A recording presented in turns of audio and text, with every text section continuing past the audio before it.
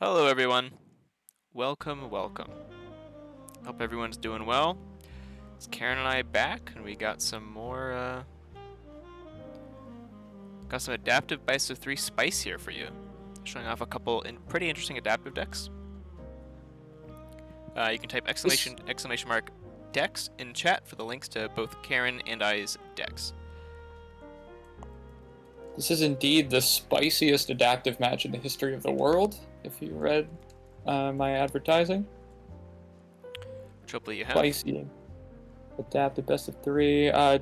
Just so you know, on the stream, you might want to adjust the window. That top is cut off. Oh, is it? Mm-hmm. At least on my view. Oh, never mind. That is my window and not the actual stream's problem. Okay, perfect. Sorry. No, Yeah. You're good. So I have it open over here as well. Yep. Okay. 5 viewers. That is cool. If you are not currently following us, please do. We're only 5 away from 50, which is a big number for Twitch people, because that'll let us get to affiliate. Yep, we are very close to affiliate. I know Jason, the captain, they recently, over on the captain's deck, they also recently got affiliate. So congratulations to them. I think it's well earned. Yeah. They've been doing lots of good content. I know they've been starting back up their streaming, so really happy to see that. And thank you to everyone who helped support Jason in that endeavor. Yeah, nice job. And so we've got our 2 decks here.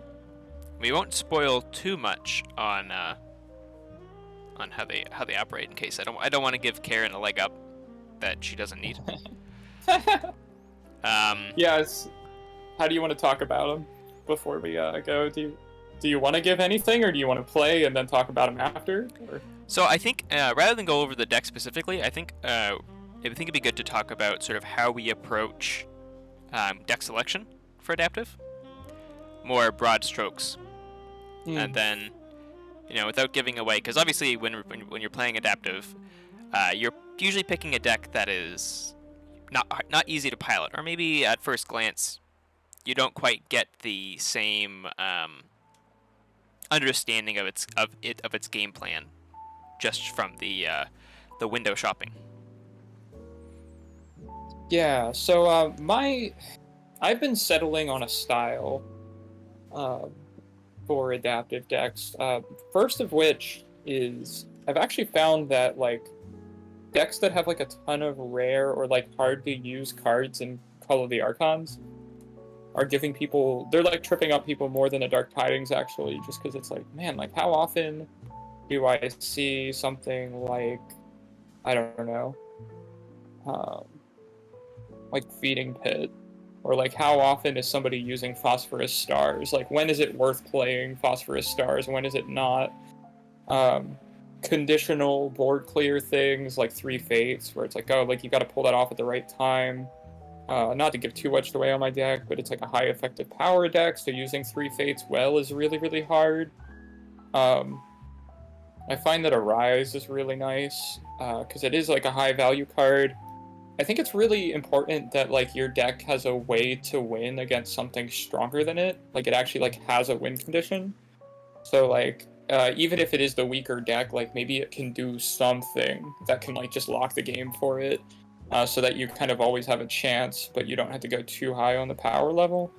But yeah, no, I kind of subscribe to like a couple things there. Like in an article I read by Uglok a while ago, he was talking about like he has a double Amber Lucian deck. So without talking about my deck, I'll talk about his a little bit. Like he has a double Amber Lucian deck that like also has like double Resurgence. It has a Tachyon Pulse.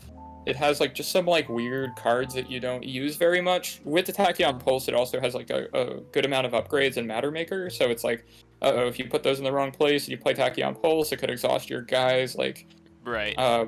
It's like give your opponent a chance to make some mistakes. You know, like.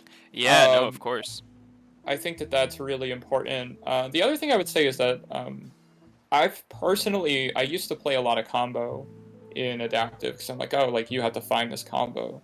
But I actually started playing a lot lower speed because I realized that makes somebody like prove their consistency over the course of like more turns and just gives them more chances to like play suboptimally and like time for me to gain advantage. So all things that I'm thinking of. Yeah, for sure. I think I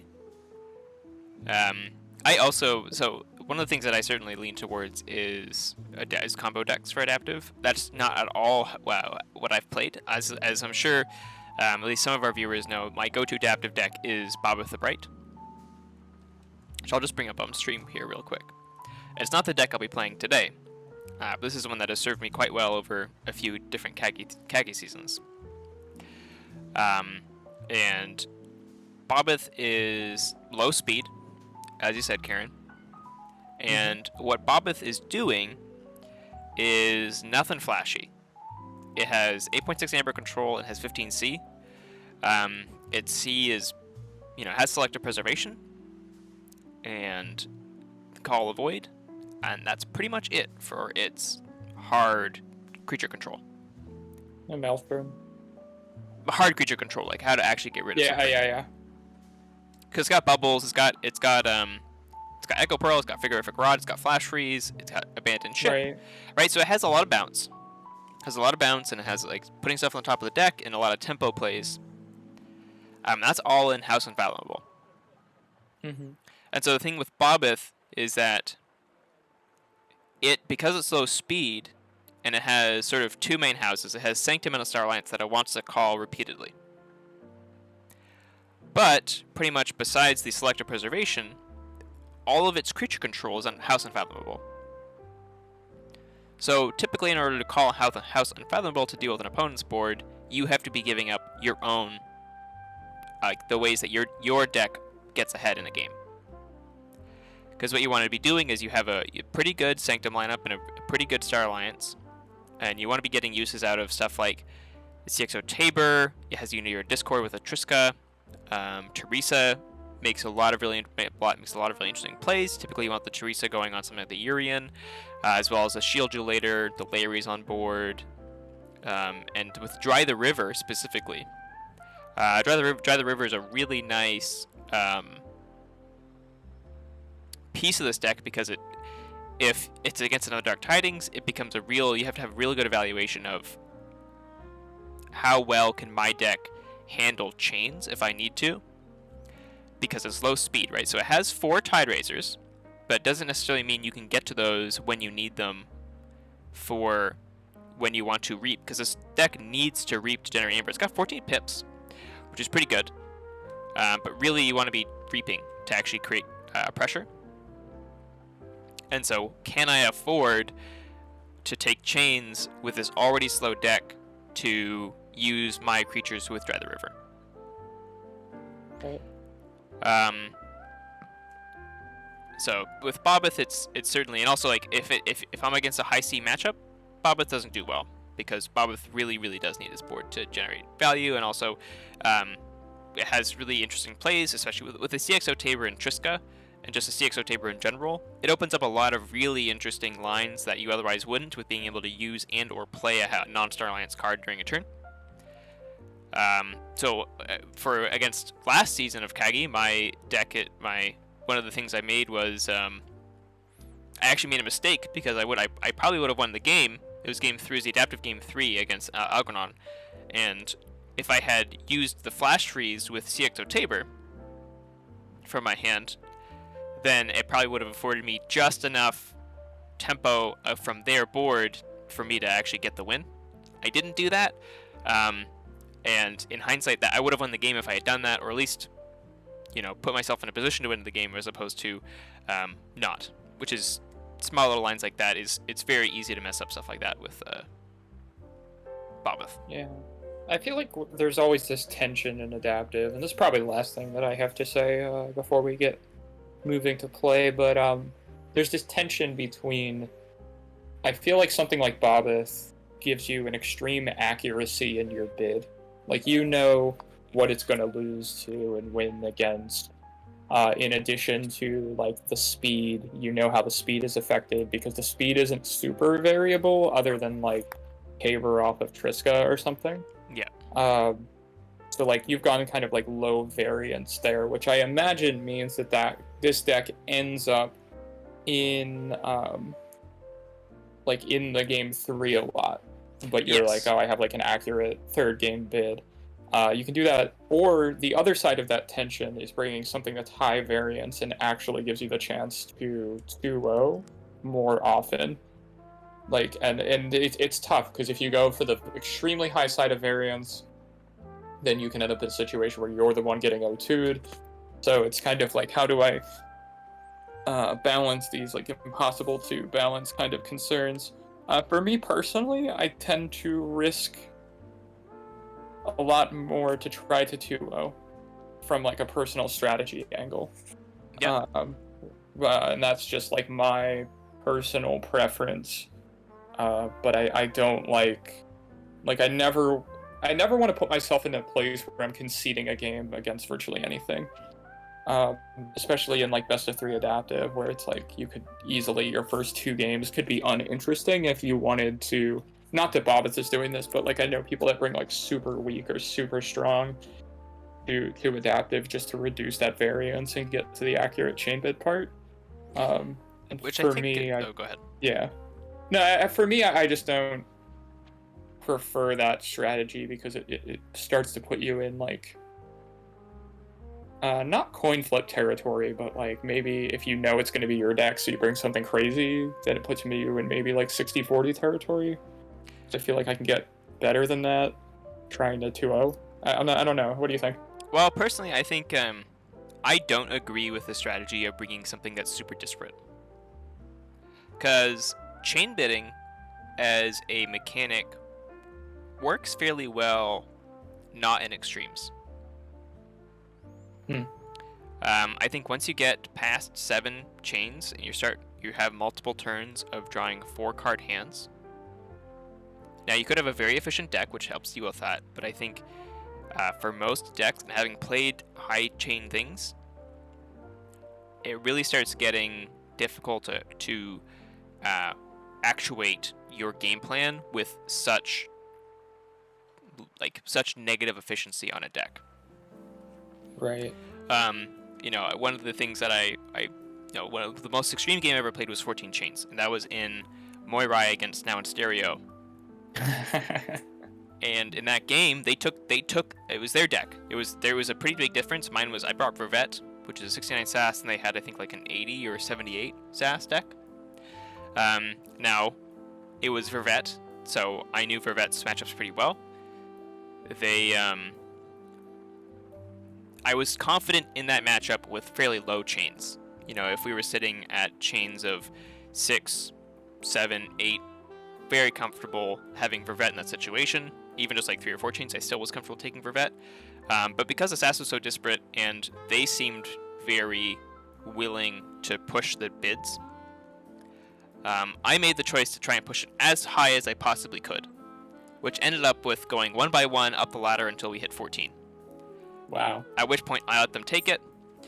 Vervet did its thing, and by I think turn 4 or turn 5, Vervet had very quickly snowballed into a very, very dominant position and closed the game out with his Grabnar board. Yeah, it's interesting. The deck that won the last KFPL adaptive, and it was like a shuffle thing, so it was like 5 different decks. But the deck that won our top cut game was double Martian Generosity, so it just like needed to get one of the 2 gens in order to essentially ignore the chains. Yeah. Yep. And I gave it to them in like 10 chains, and it was like very much like a either way kind of game. Yeah. But I think there are some cards that like break that idea, because you're like, oh, like I have like outs to being chained. Yep. But yeah. So, with that said, are you ready to party? I am, and so just to quickly, you've brought McGraw, the Crushingly Domesticated. I'll let everyone look at that quickly on screen. I've brought the Nord of Kissman's House. Which, by the way, were pulled in the same bulk pull. Yes, they were. So they are sort of brothers or something? Cousins. Cousins. They're cousins because they're from the different sets, I guess. I've had some reps on this deck. This is a lower rep deck than something like Bobith. So part of this for me is I want practice with the deck, as well as I think it does make for an interesting adaptive deck. Yeah, no, it is interesting. I played it a few times because it was one of the kind of spicier. It was one of those like spicier pulls from the bulk pull that we did. It was just kind of like, yeah, it has a lot of really interesting plays. I won't go too much into it. Yeah, so I think it's I've played a little bit of McGraw as well. So both Karen and I have some experience. You probably have more experience with Nor than I have McGraw, but both of us do have a little bit of prior experience with both these decks. Yeah, I really, really enjoy playing McGraw. Like, I really do. I took it to a Tesla, which I streamed on this channel if anybody was previously watching that, and it did 4-0 in the Tesla. I gotta upload that to the YouTube next to remind myself there, now that I'm not, like, ill. Yep, and I've plugged the YouTube there, the Swindle Dust Chronicles, so click that link, give that channel a follow. Some great content on there already, like the NKFL semifinals. Yep. Yeah, and I'll be putting up Murph's solo stream and mine's Tesla next. Probably just shoot them up at the same time, pretty soon after this stream here. So, but without further ado, do you have are you able to put our hands up? Yes, thank you. I do need to. We have the technology to do that. Yes. I just need to. We haven't done a co-stream just because of scheduling. Because I was on vacation and all that. I was busy having migraines. You were busy having fun. Yeah. I was the one slacking.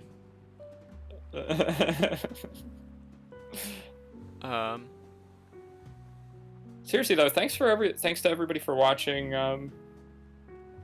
It's cool to be like averaging 5, like bouncing up near 10. I think that's really nice for just like an impromptu weekend stream. I think this is a really nice time. It is, yeah, it is a nice time. I think it's also EU friendly, which is something we've kind of been hoping to do as well. Yeah. Here we go, and then I'll get the hands opened. Oh, I didn't actually make the game have open hands. You want to remake? Yeah, I have to remake. Okay. Damn, my hand was amazing. I didn't see my hand, so no information.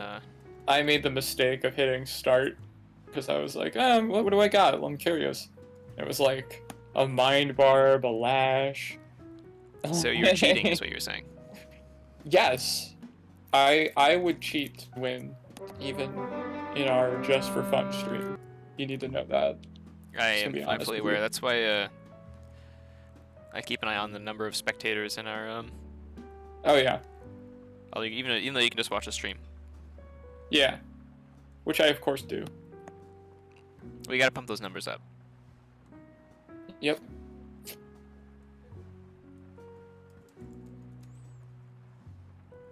Okay. I mean, I also watch the stream, but I watch it. I watch it to make sure I can keep an eye on chat. Did I click open hands again? I should have clicked open hands. So if this doesn't work, Karen, you can.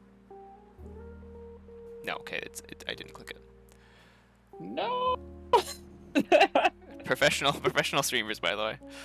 No, my hand's even better. It's okay. It's all a ruse. Oh, it's brutal. It was like Head of the Huge, loot the bodies, like. Oh. It's okay. This is just content. So rough. You just want to like get all the emotions out of me for a highlight reel. Exactly. So people can get clips. Yeah, no, for sure. All right, here we go. Best of luck. Best of luck to you as well. We'll this one will actually work this time. It's a miracle. Make sure it all looks fine on OBS and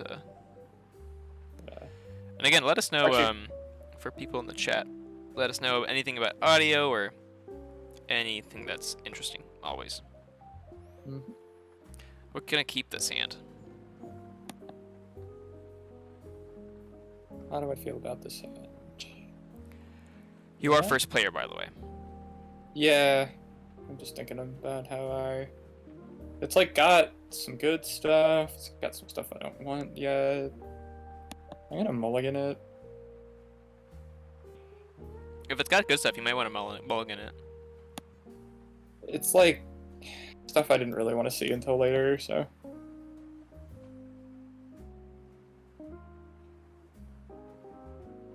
My boy Stealer of Souls. That's actually kind of not good. It's an incredibly disruptive turn 1 play. Like, I found that, like, I have a triple Stealer of Stick, Turgan, that I use. It's actually going to be in an NKFL in the 0 speed 80 cap thing. Hey, you know what? I actually really don't like that. Yeah, it's pretty hard. It's pretty disruptive to your deck because you got a lot of small dudes. A lot of small dudes. Ooh, that's a big dude though. That's a big dude. Oh. I think we're just trying to not give you any Eater of Souls value. How do I feel about that?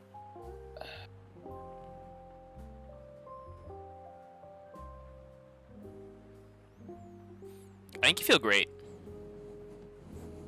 I do. I'm gonna stun that Gray Rider, put down a Feeding Pit, and a Grabba Jamma. Interesting. Okay. Well, we're gonna call Logos. Call me a madman. I'm gonna play this creature on the left. I'm gonna play the best house in the game. Call me mad. I'm gonna play a shark. Oh, you already got it. We're gonna hit that. We're gonna hit the Grey Rider. We're gonna hit your Feeder Pit. We're gonna hit. Discards the Sigil. That. Oh, okay. Discards Cutthroat Research. Okay.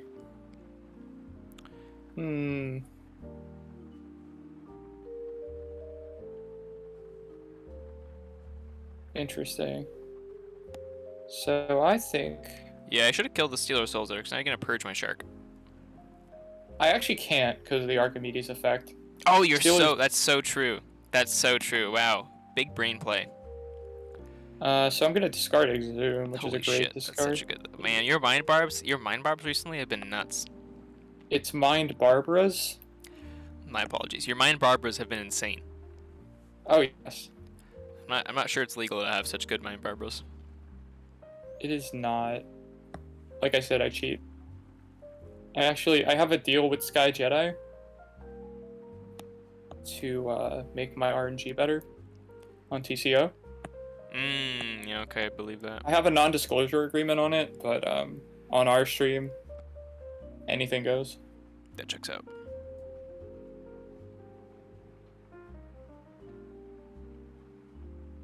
I think we're just gonna do this.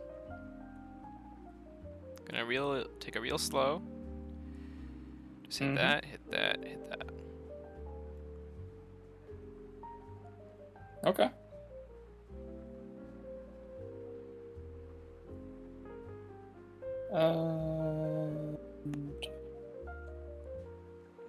Go Brognar. Do a bit of nothing there. Man, Arise is such a crazy card. Yeah, it's really, really good. But I felt like the Stealer of Souls was so high value that it was like worth playing, kind of prematurely. Totally.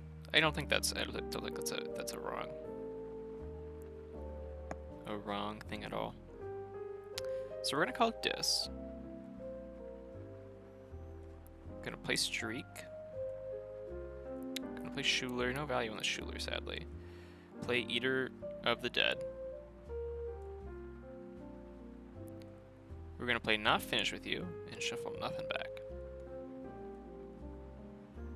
Okay. I'll go into Mars. I'm gonna use Deep Probe to reveal the opponent's hand and discard a creature of each house. Your Logos is really good, so I'm gonna try to do that. Yeah, you hit my upper bot. Logos Ambassador. Yeah, that's worth it just for the helper bot, actually, even though you've got more. I think there's 2 helper bots, right? Just 1 helper Uh, bot. one helper bot is discarded. Maybe one is in your archives. Yeah, I mean, like, your options are an Archimedes, an Igor, Harlan Mindlock, a Pip Pip. Which are all pretty disruptive. Play that EMP blast. I think, personally, I would have gone Sanctum. Just for, like, the Sanctum cards that are in there. Plus, you know, I have a bunch of Sanctum tucked away in my archives. But yeah, but it doesn't touch your archives. No, I know, but just, like, at least that way you're reducing the ability of my Sanctum to be useful. I don't know. I'm like, and just I'm thinking from the deck, like Archimedes, Igor, Helper Bot, Harlan Mindlock, Neutron. Well, Neutron is in your archive, but like all of those Logos cards are higher value than any of the Sanctum cards that I see on your list. So it's more of a quality than a quantity thing. That's totally on my fair. end. I totally respect that. Like I definitely, I agree. Like I would hit more cards um, if I went into Sanctum. But like these guys are very like fightable and stuff. Unfortunately, streak is actually a problem here.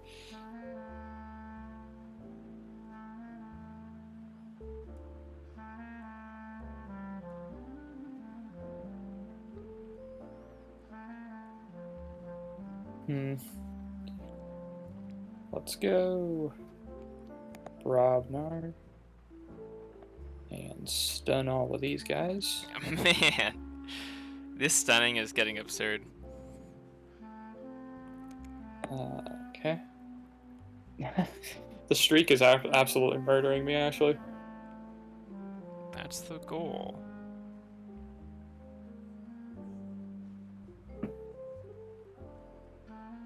So I think we call Sanctum.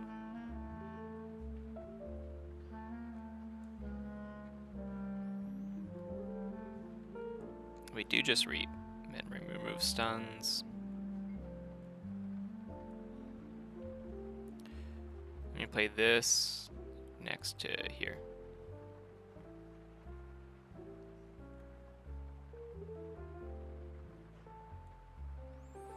Say check and just throw it back over to you. Yep.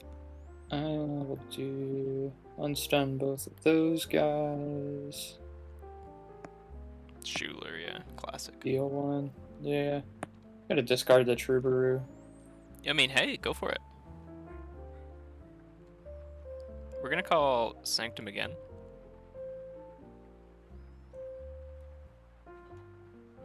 You have a burn the stockpile, right? Nah. You do, yeah, I thought you did. No, I do. Sorry about it.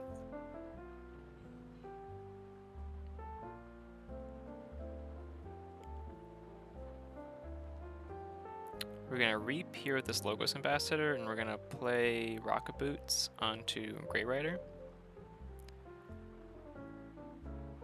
We're gonna reap with Merrick, reap with the Grey Rider. First the Grey Rider to make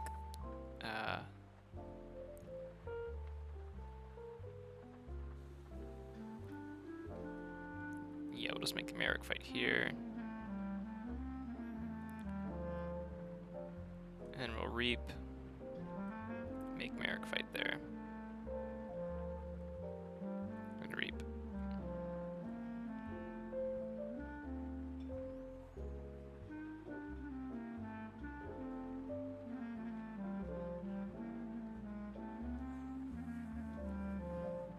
Not a bad turn.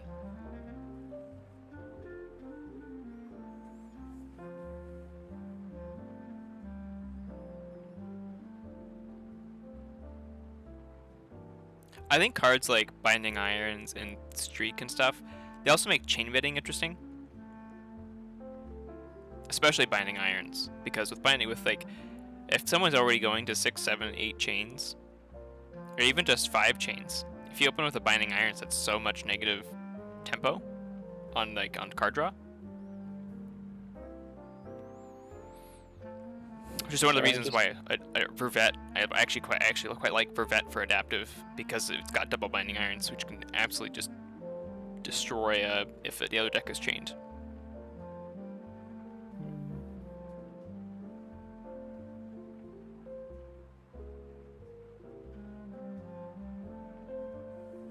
Use Bumpsy to make you lose 1. I think it's pretty important. Crumb plus burn the stockpile. Thinking of that.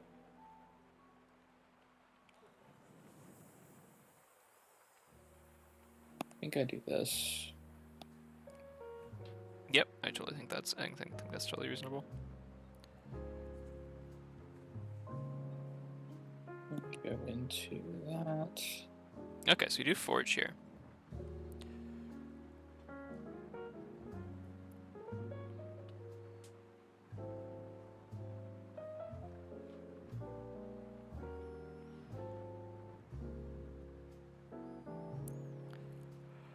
So I think we call Sanctum.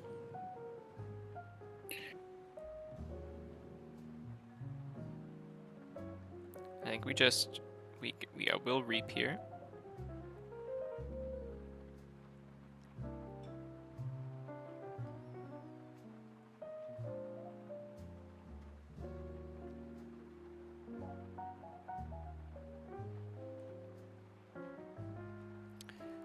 Play the Outbait on the right.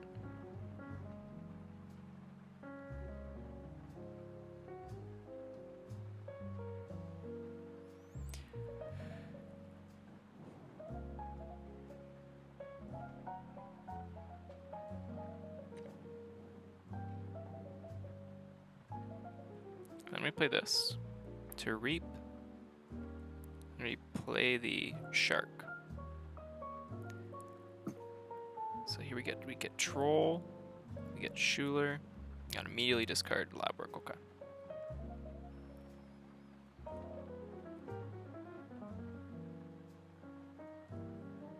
We get down to Cermeros, and we are at check. And I pass that back over to you.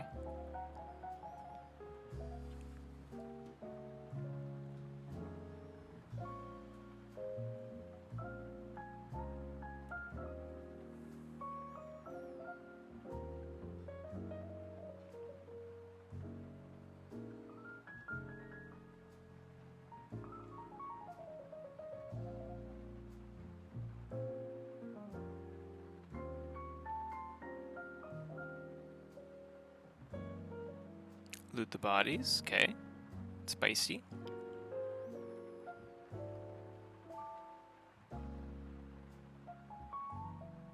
Comp kills Neutron Shark. That's interesting.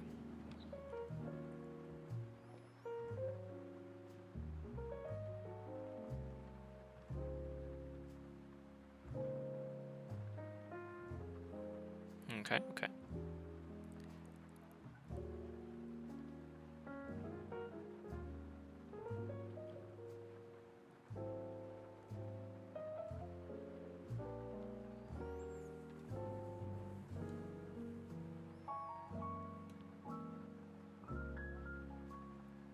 So I think here we'll play...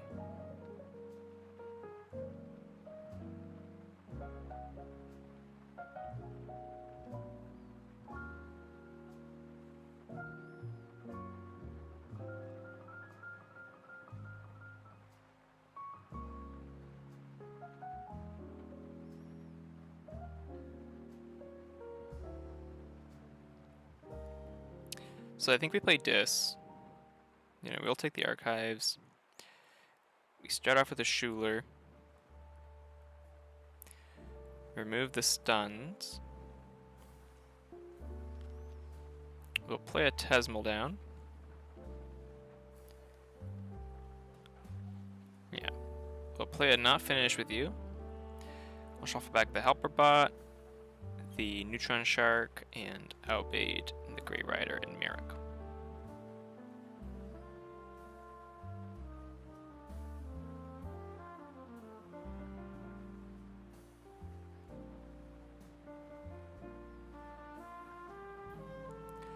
And then I think what we do is we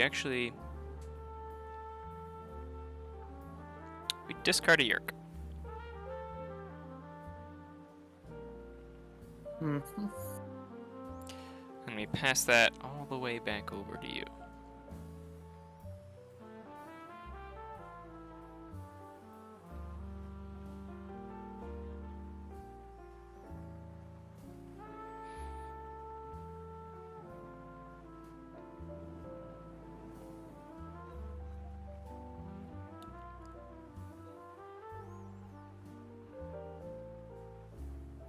Definitely an interesting game.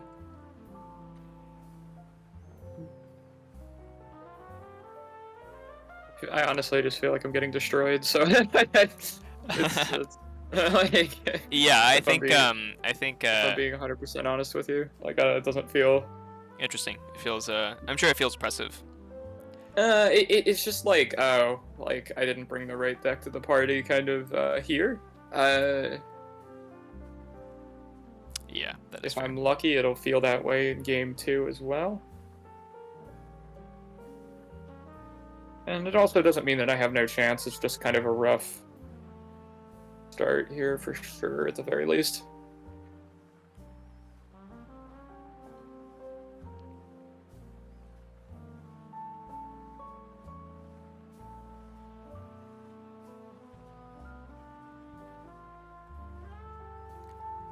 I think we'll call Sanctum.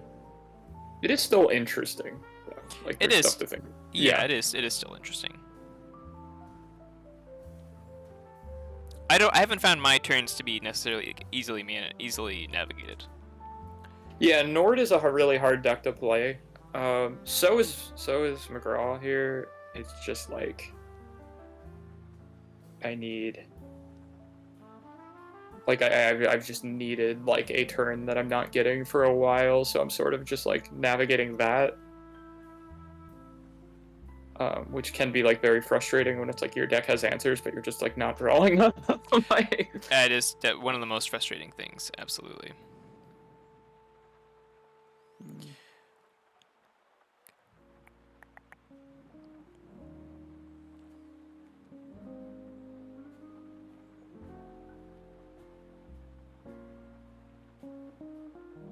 plays the potion.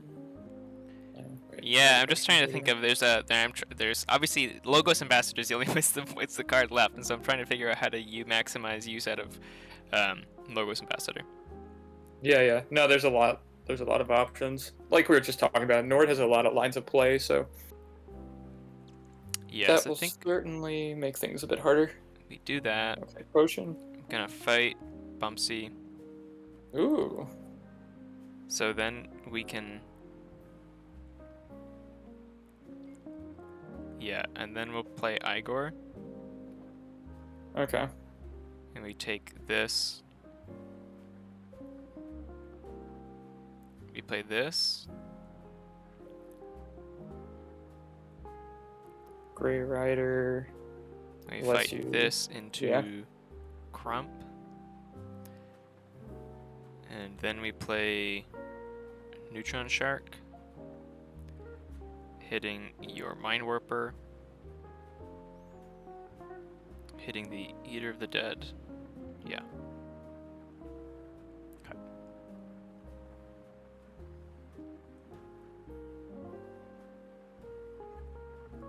Okay, and then that discarded the lab work right away. Okay. There's mostly this because like I've played like nothing but Sanctum. Right. There's no way my discard pile has much Okay, but so- Logos and Dissonant. I will do. I think I should resolve a crump here. Make you lose one. I think Then that's the good value. I want everybody to just say finally with me here. There's Heap the Huge. There we go. Oh my god. I mean, not that that's an answer to all my problems here, but wow, that really helps, doesn't it? It does. It does.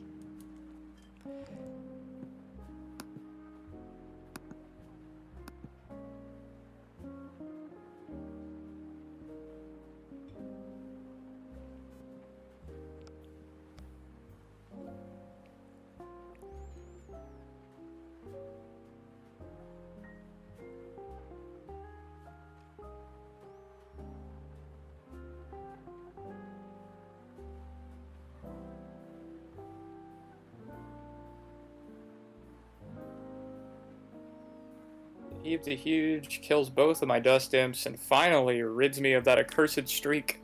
We're gonna call Logos. Not take our archives. First of all, I'm gonna cut the research. Stop. Sorry. I've had that. I've had that in hand this entire game. Oh, hey, Ketzer. How's it going? And then I'm gonna play Highland Mindlock and take your Rogue Ogre. As you do. As you do. But you get to forge. You get to forge a key here. Oh my god. I am blessed. Sometimes I'm benevolent. My god. This game, just an emotional roller coaster. No, I was when we were talking about this stream, I was lamenting that you were gonna bring a deck that made me think, and then I brought Nord, which is yeah, no, this is your fault. Like I'm like my fault. I'm playing some chill Forge. Yeah, you're over there just playing bullshit. Slota. Yeah. And I'm over here playing just mind melting graveyard recursion. Okay. All right. It's okay. It's gonna wake me up on a easy Sunday.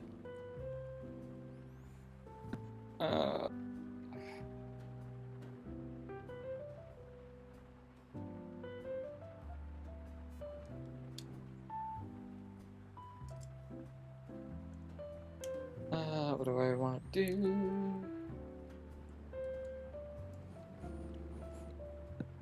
Oh, I really liked your Dis Imp video, Ketzer, that you had on YouTube. That was awesome. Now I can paint my own imp. Wow. If you guys haven't watched that, go check out Ace of Keys on YouTube. They have some good videos on there. Go check them out. What do I want to do here? Okay, so we're gonna go Flame Wreath on something. Promise I'm gonna play it on something. Oh, Ixlix Dominator or Crump. Probably Crump. Yeah, I think Crump. Okay, and then Schuler's gonna do some Jelistala. Yeah, Nord is a little bit of a brain burner. Which is why I wanted to bring it for, oh, man. Okay. Oh, Control a Week. Brutal. Go back to Logos. Go back to Logos. Okay. Then I toss this 3 Fates. Play it. What are you doing? Come on, that's your one out. Go. Yeah, Nord is a bit of a brain burner.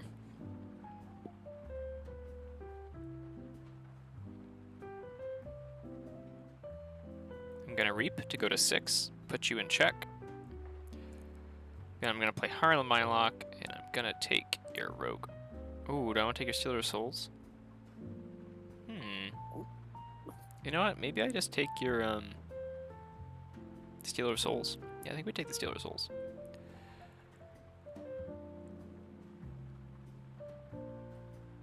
I'm at 6. By the way. Now you have a Crump that can deal with it. You have a Lash. I know. You got a Burn. I got options. We're gonna go.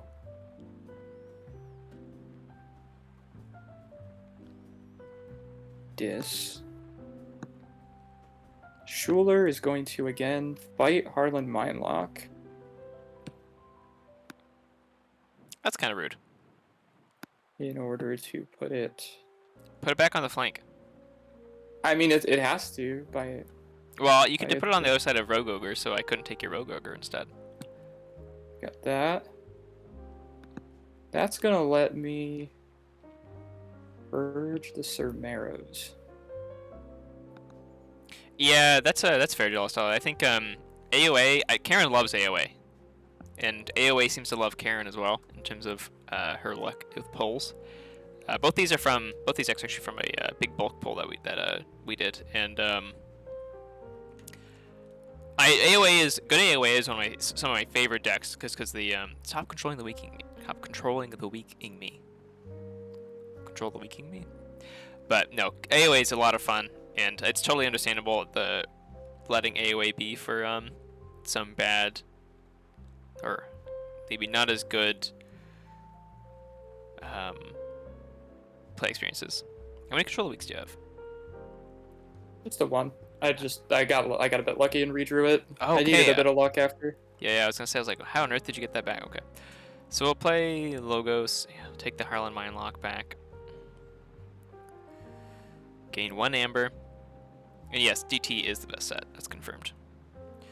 And then I'm gonna take your Dust Imp.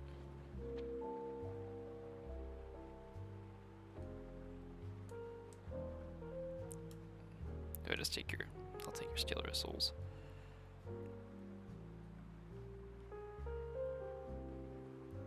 Okay.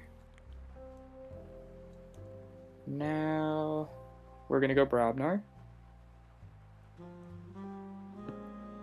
And we start by playing that Burn the Stockpile.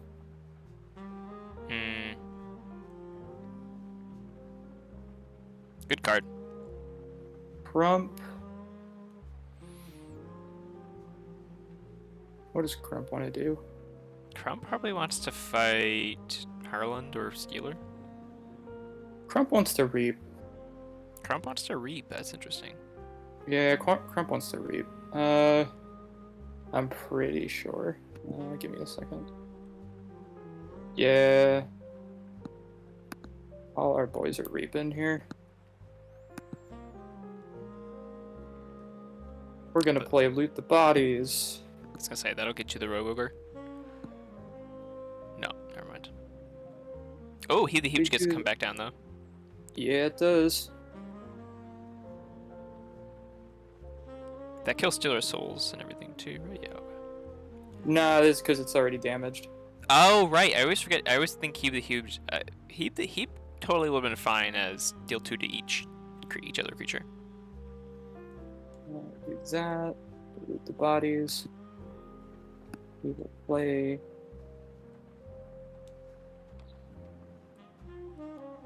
Road Ogre. Rump. And then Bump C to take it out 2. That's a big burst. Go. Well, here we call Dis.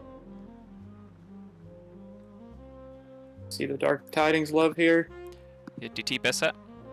I don't play blame Life you. Ward. I wish I had Life Ward. There.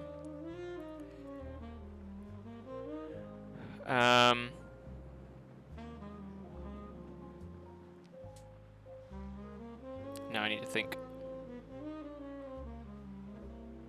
The bane of my existence thinking.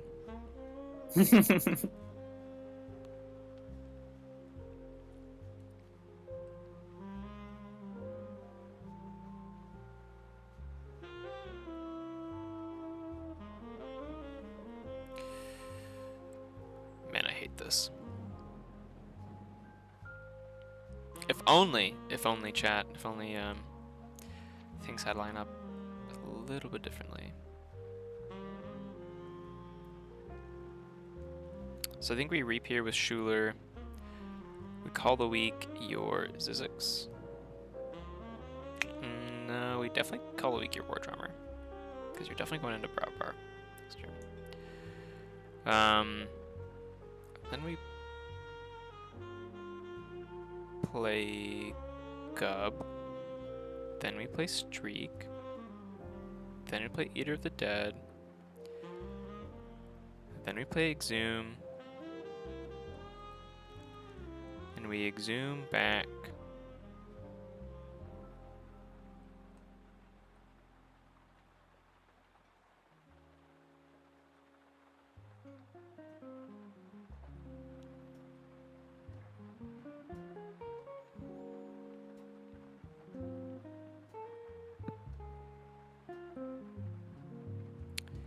We exhume back the shark. That on the left. Okay. Now I'm going to admit that this stream is starting to live up to that spiciest adaptive. Yeah, it is getting pretty spicy. So here we destroy Lash. And we destroy Schuler. Good. Okay, that's going to discard Helper Bot. Yeah. Okay. If I was actually, I knew Helper Bot was the only card in there, but man, if that was any other card that wasn't Logos, that was gonna be huge. Yeah. Okay, so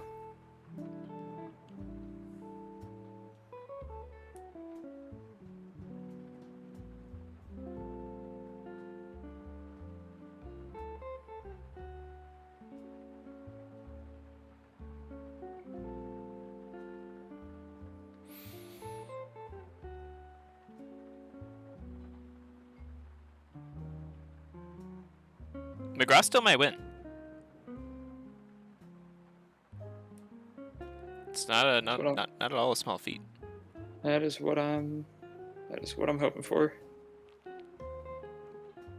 So we can go.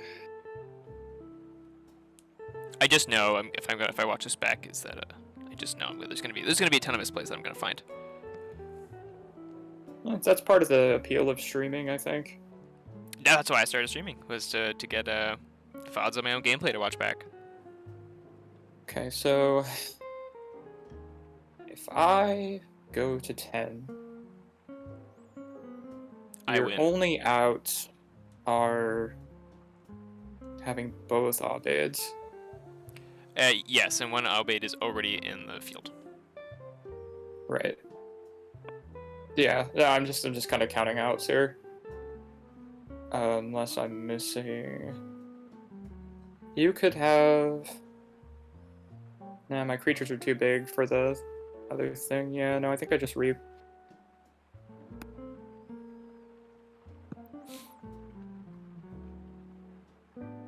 You needed to fight with. Yeah, I know. I just. Oh God. You can undo that. That's a terrible way to lose a game, unless you play exactly one card.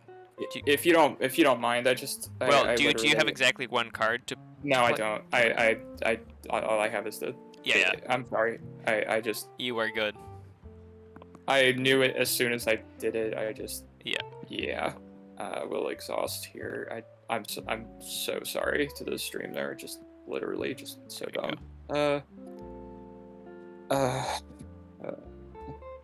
Okay.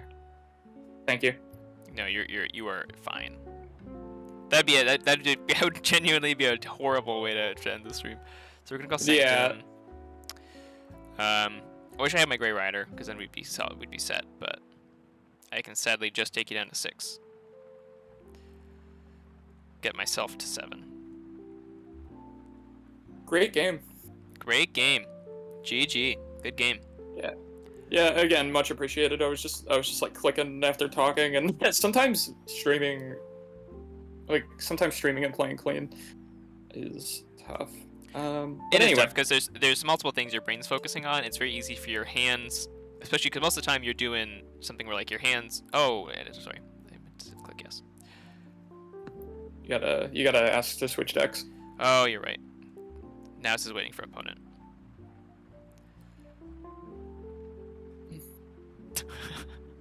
Wait, what's kind of bugging out here? Yeah, this is bugged out. Concede. Hello?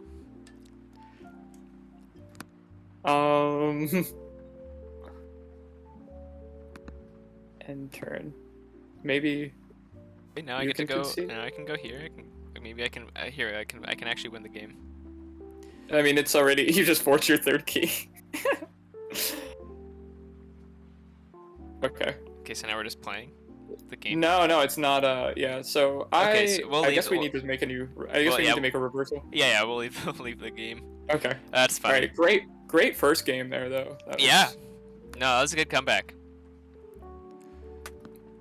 Yeah, it's part of the reason I like the deck. Like, it's very capable of like bigger than you would expect kind of comebacks. I agree. That was an amazing first game. I'm glad those are the kind of games where it's like, oh wow, I'm really glad we caught that on stream. Yeah. No, I mean it's yeah, that's a huge win for my Coda here. It's gonna have a rough time dealing with those boards, but the streak early really got me because I just really had no way out from that stupid 2-power thing because I wasn't drawing my Head of the Huge.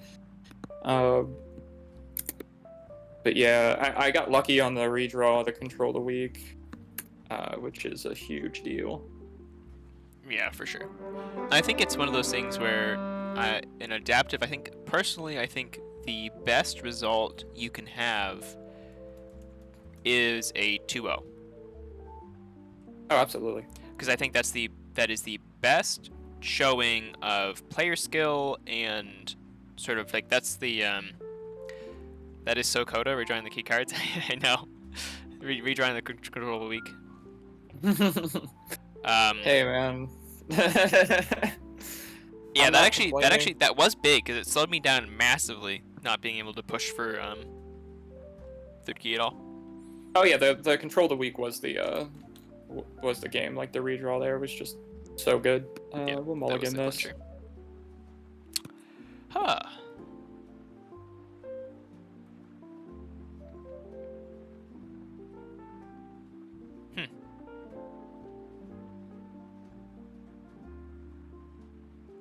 I kind of sort of feels it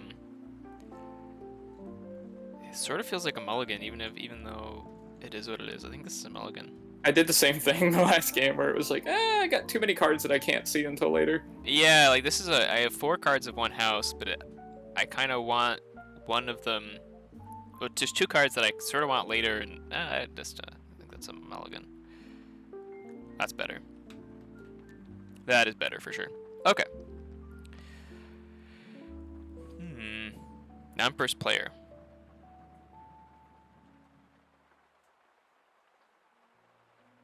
Adaptive is my favorite format. Jalstal. It's by far my favorite format. Yeah, adaptive is a great time. I don't think I have a favorite in terms of formats. I am partial to my own with Moirai to some extent, I must admit. Yeah, I mean in terms of like official variants that existed, well, not official anymore, but at least all official formats. I think adaptive is by far my favorite. I think it's still like official. All right, I'm gonna learn from. Okay, so I'm gonna add an exhume to my hand here and learn from you the value of a very good streak here. Then we go exhume. Jalstal says they also think Moirai is great. Thanks. Oh, you lost to the French Keys. You took part in the Swindle Team Event 3. The French Keys are a very good team. Yeah, they don't suck. They do not suck. Heard it here first. Okay. That'll put that bad boy. I think the 7 amber thing here with this deck is interesting with both Lomir and Burn the Stockpile, and then you also have Lash to sort of push it up that high. Yeah, it's very nice at doing that, honestly. Okay. I can live with that. We're gonna go Mars.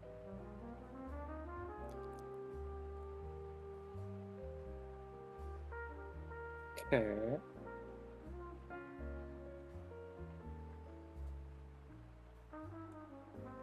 Play Squawker. Ah. Action your Harlan Minelock.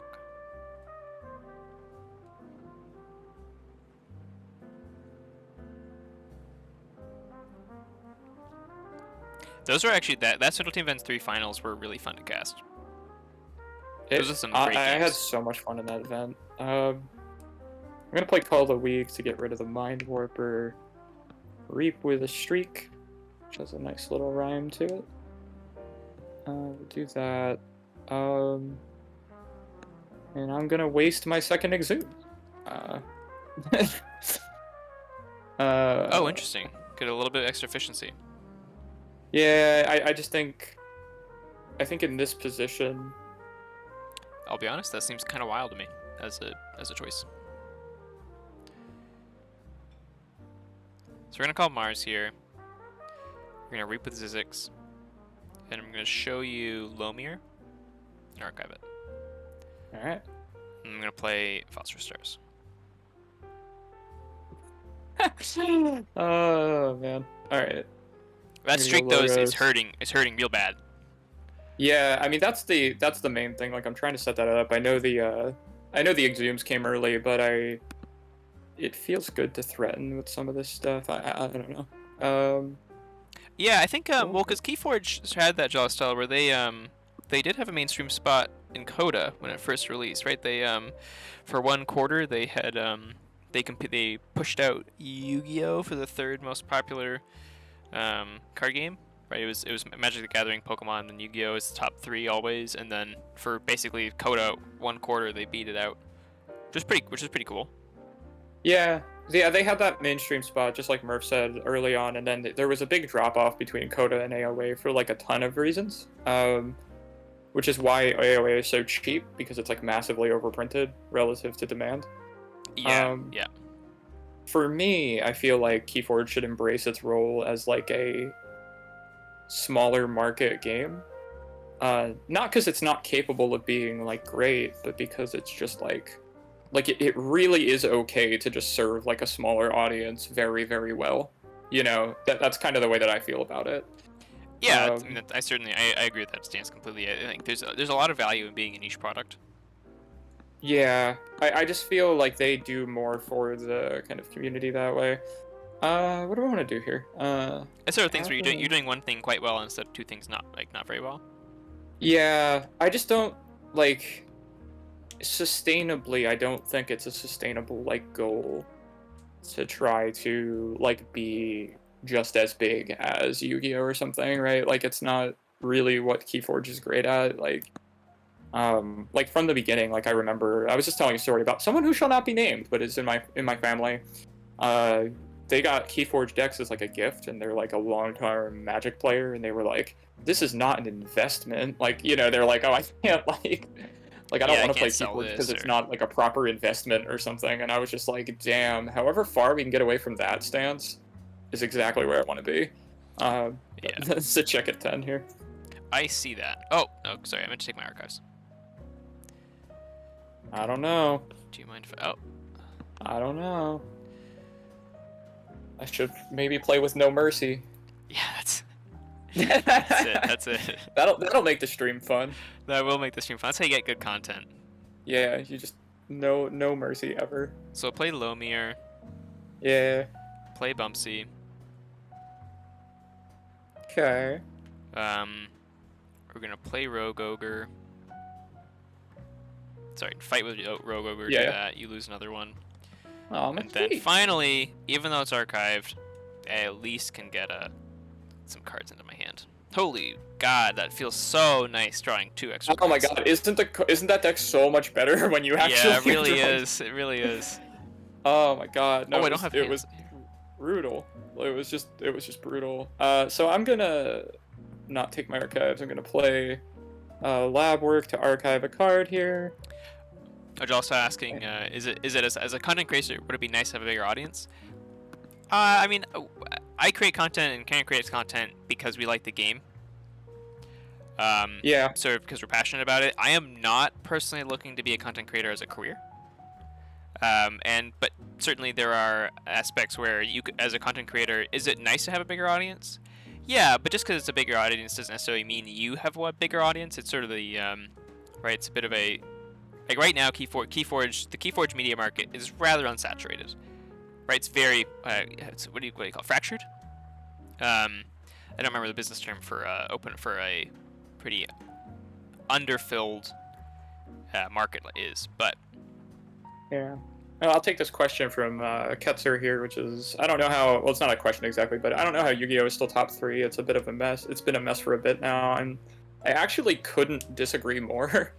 Yu-Gi-Oh, the game from a game design perspective has increasingly become more nuanced and balanced, and like with a more diverse meta.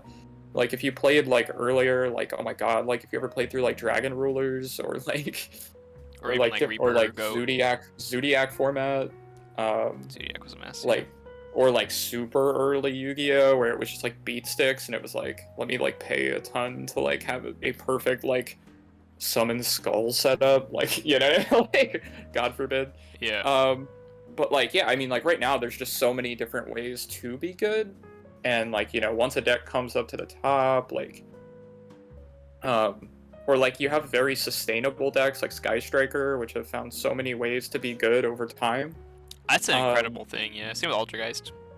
Yeah, I don't know. I think it's an incredibly well managed game actually, and they always broadcast their World Championship series. I think that Keyforge has a ton to learn from Yu-Gi-Oh in terms of broadcasting. Like when we play, it has a lot to learn about like community engagement from Yu-Gi-Oh. Like Yu-Gi-Oh does so well. Like they have voice actors. I know that Keyforge doesn't have an anime, but one, we do have writers, and two, like the Keyforge like universe could definitely be brought into more like dramatic context, which we could definitely learn from Yu-Gi-Oh. But like at the Yu-Gi-Oh Championship Series, they have voice actors from the anime come in and like enact like a pre-scripted duel, and like the whole audience is like actually freaking out for it. Like that's incredible. Like and like I know like Konami is not like this like amazingly like ethical company or something, but I think they knock it out of the park as a card game. I agree. The communication from Konami is trash though. Like Yeah. Konami may as well be FFG for how much they communicate with their fan base. Yeah, but they put out new sets at the exact speed, and the ban lists come out at the exact speed at like. Yeah, no, I think like, I don't think that like their communication could definitely use some work, but not that that's like really neither here nor there for any of it. We got a disc call from Murph here. After I just reaped with the Logos line, I got rocket boots on the Harlan Mindlock. Yeah, I'm sort of I'm very behind. Big disc turn there. I'm just gonna go Logos again. What I realized in our matchup is just like McGraw is just gonna be pretty weak to just like reaping. Yes. And the sooner I can do that, like there was like one turn. It was the back-to-back controller weeks that cut the game out. Yeah. Yeah, entirely. Ooh, can I make you? No, I cannot take you off check here.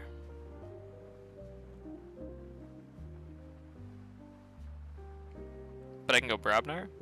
I can play Loot the Bodies. I can play You gonna do the thing? Heap the Huge. Yes. It's so nice. Yeah. Oh man, it's so good. Loot the Bodies. By the way, if that comes like a turn earlier, like I think I might just gonna lose. resolve. Holy God. Wow. Yeah, no, it's such a big play. And AOA is so vulnerable to it, and like so is like honestly like Mass Mutation has a bunch of small creatures, like some really burn the stockpile, burn the stockpile. No, I don't have it. That'd be so sick. I just drew it. Good Oh game, so. God. Oh.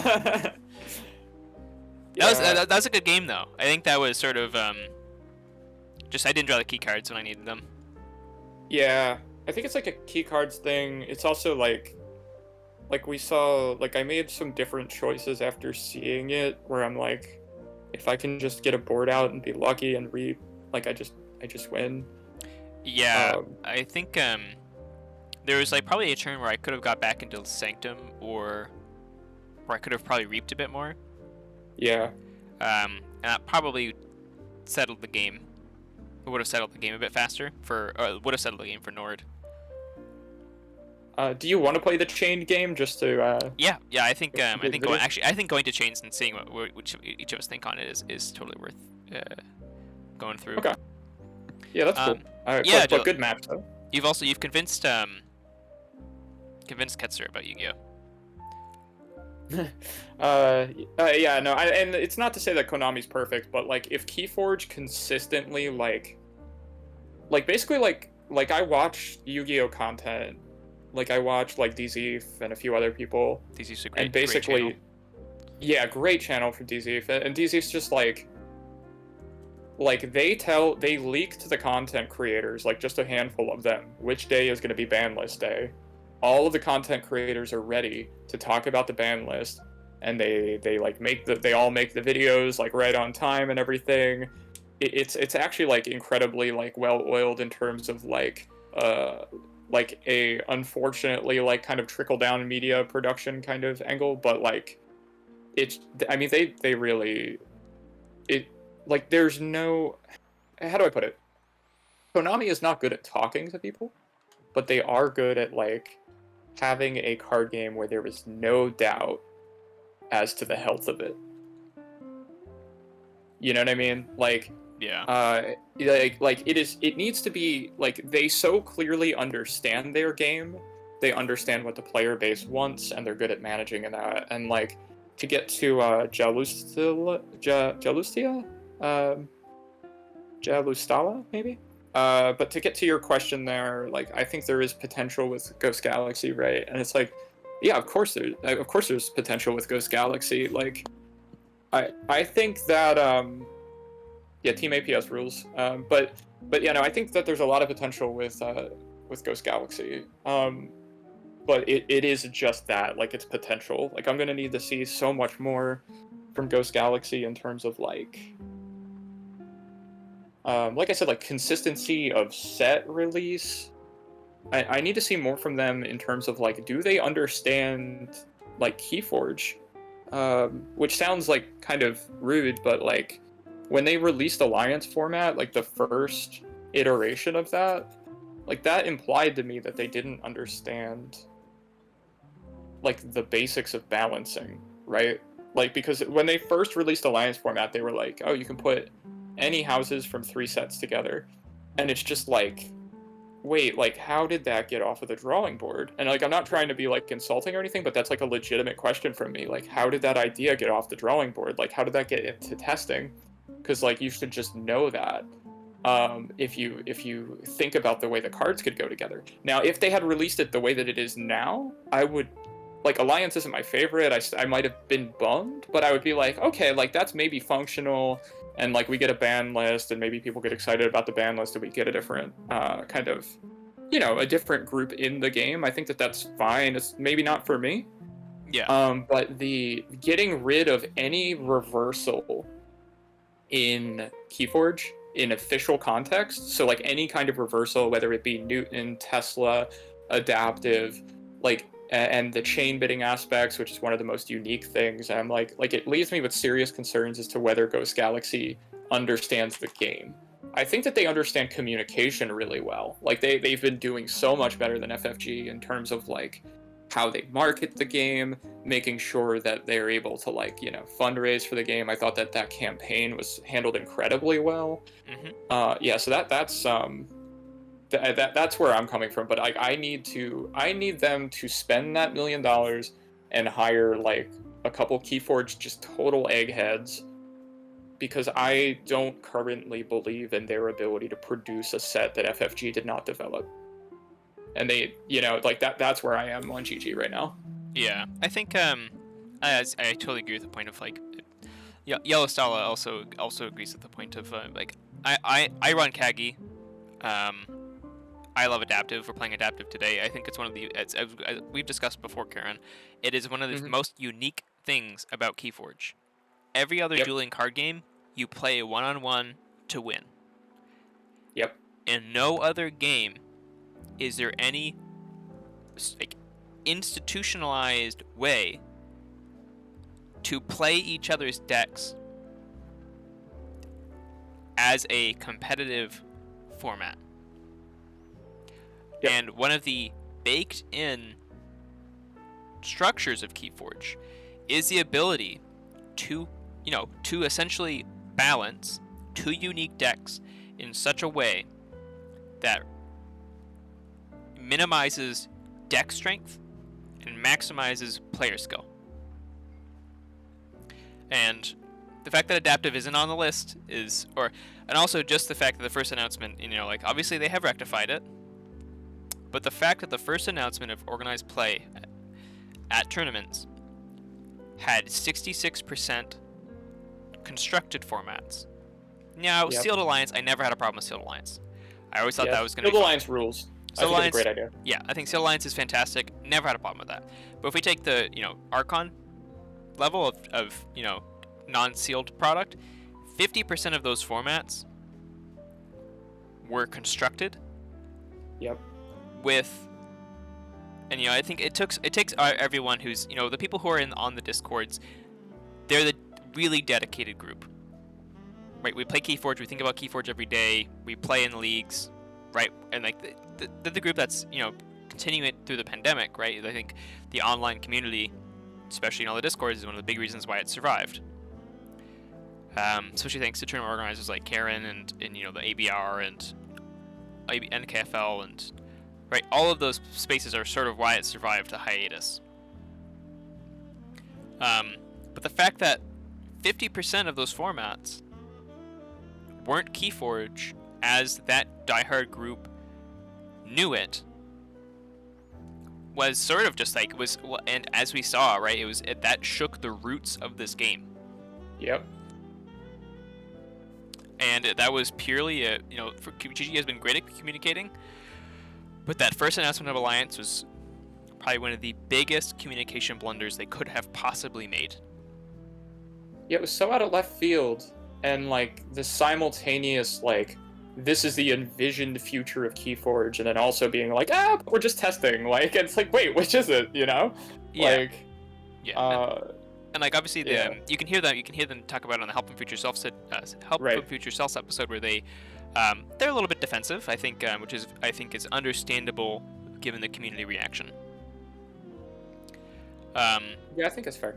I think it's fair, and I know I know our teammate Sydney on Help from Future Self. She also had as a lot of people did, as you did, Yalstal, as a lot of us did.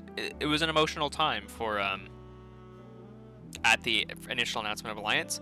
Since then, we've all had time to sleep on it. They have made some of the really, really necessary changes to it, like only being in one set, having a restricted list, all that kind of stuff. And I think they learned a lot from that, and I think they ate some humble pie.